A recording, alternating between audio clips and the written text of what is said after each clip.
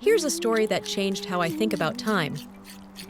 There's something bittersweet about inheriting your mother's recipe box at 56, especially when you spent decades avoiding her attempts to teach you the family recipes, always too busy climbing corporate ladders to learn why she insisted on hand-kneading the bread instead of using the stand mixer I bought her one Christmas.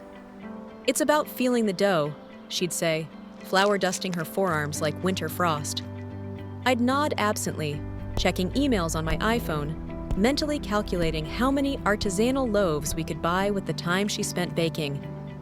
Now her recipe box sits on my counter, a scratched wooden testament to a lifetime of Sunday dinners and holiday feasts. The cards inside are an archaeology dig of family history, her precise handwriting, annotated with decades of modifications and memories. Add more vanilla, David likes it sweeter. Perfect for when Sarah's kids visit.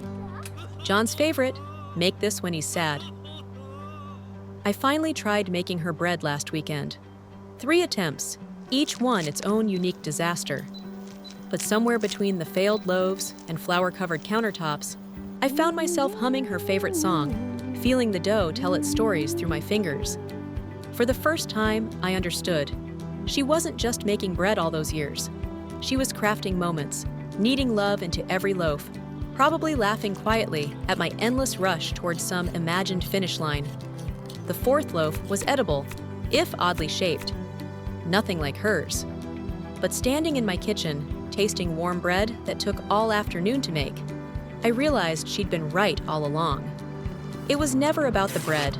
Sometimes life's sweetest gifts aren't in perfecting the recipe, but in the flour-dusted moments between attempts. Don't let life pass you by.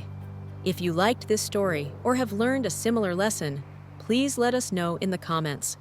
And don't forget to like and subscribe to our channel. It means the world to us. Have a great day.